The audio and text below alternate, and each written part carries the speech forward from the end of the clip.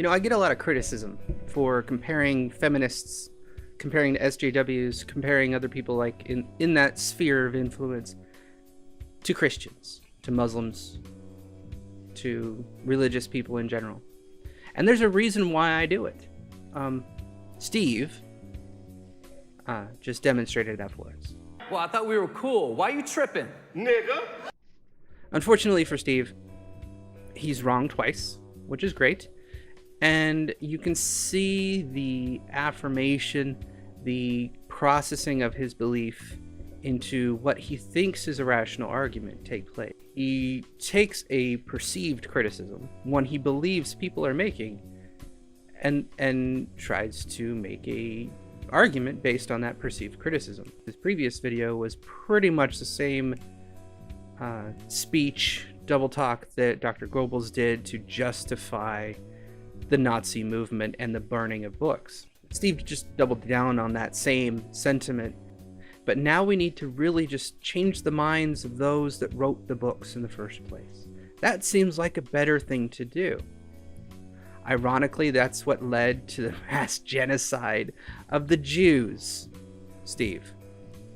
Let's stop burning the books, because that doesn't seem to change their minds. How about we just change their minds? And, you know, maybe deplatform them. You know, we could start there. Maybe a protest, as you said, which turns into a riot like we saw at Berkeley.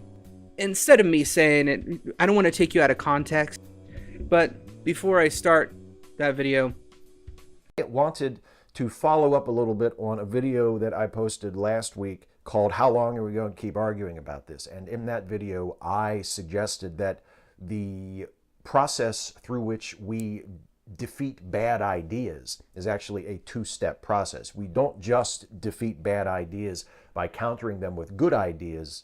We then have to follow that up with denying platforms to people who push the ideas that we've decided are bad ideas. We have to stop arguing over the bad ideas and stop treating the bad ideas as though they are topics for debate and argument and as though they have legitimacy. So Steve, since you jump cut here, I'm just going to go ahead and pause your video for a second and mention something important to you that you probably missed out on. The whole idea that you're presenting, the premise of your position, is entirely a fascist one. When you say that these ideas are just bad ideas, are you the judge of that?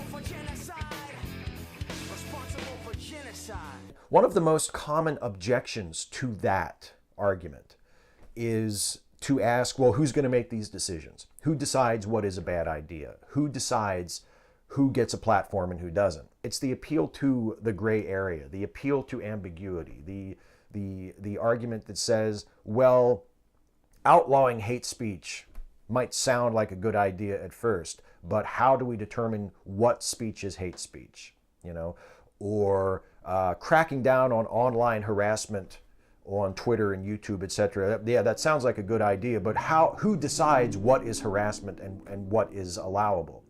And they don't really have an answer. They don't really have any idea how to do that. Their point is you just shouldn't bother trying to solve the problem at all, because as long as there's a gray area where the judgment could go either way, in their mind, it's better to just pretend that the problem doesn't exist, you know, and just don't try to regulate it. Don't try to deal with it at all. Just keep your hands completely off, because if there's going to be certain times when you won't be sure what the right decision is, then you should just don't make any decisions about anything.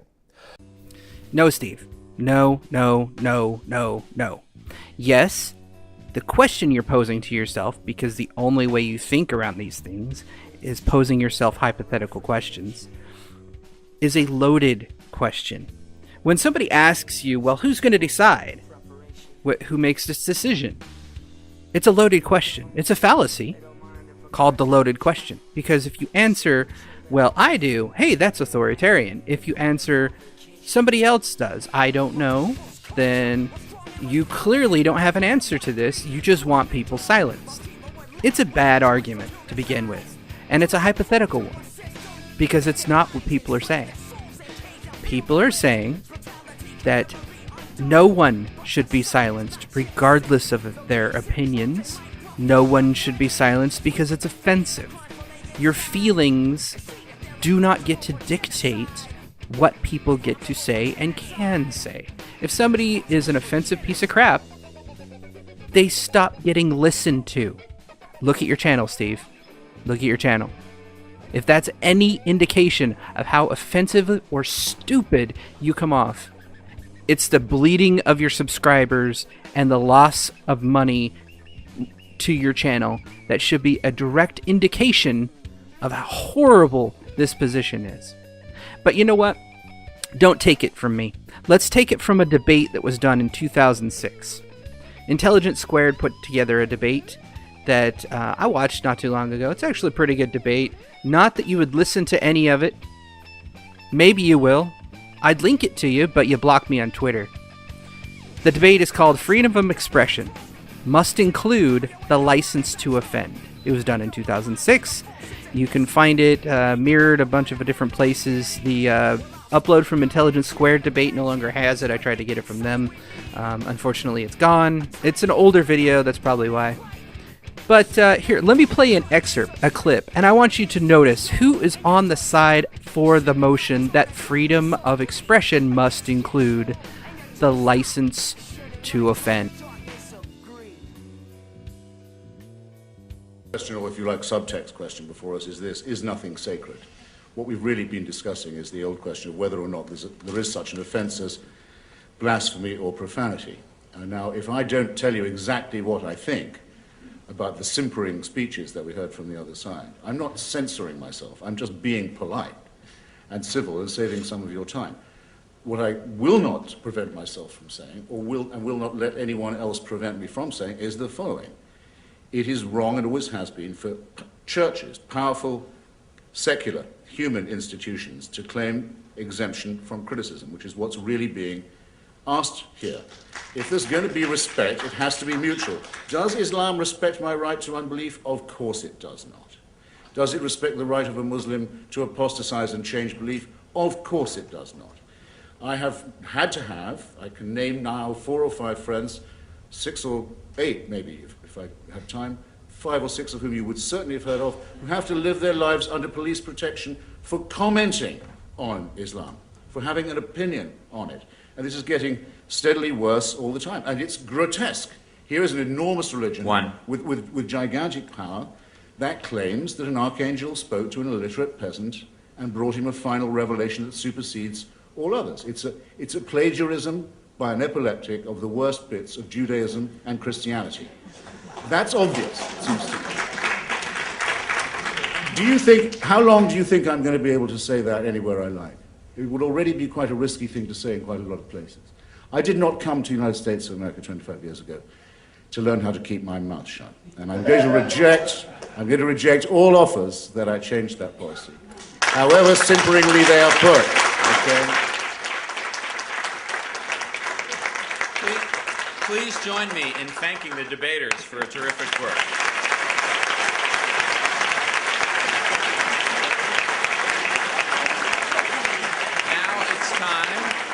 Now it's time for me to announce the results. As you recall, just to refresh your memory, before the debate, the result was 177 for the proposition, 25 against, and 24 don't know.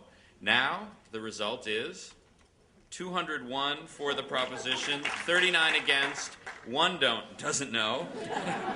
So please congratulate the 4 team for winning.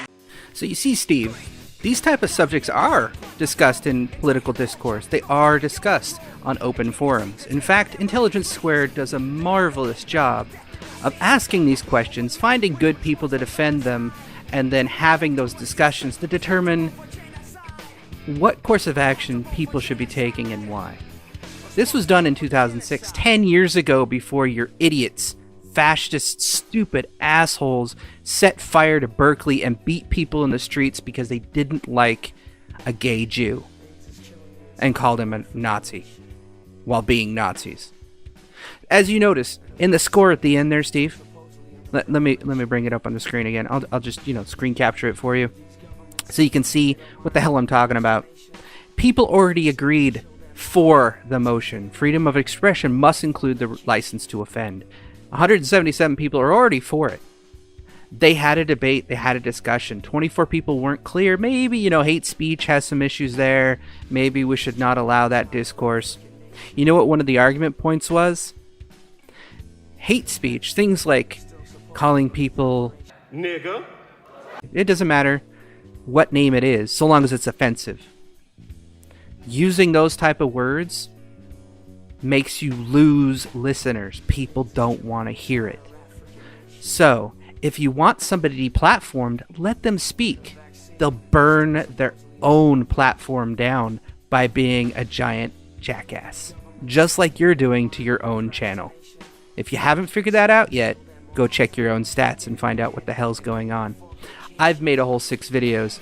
I've doubled in a week. What does that say?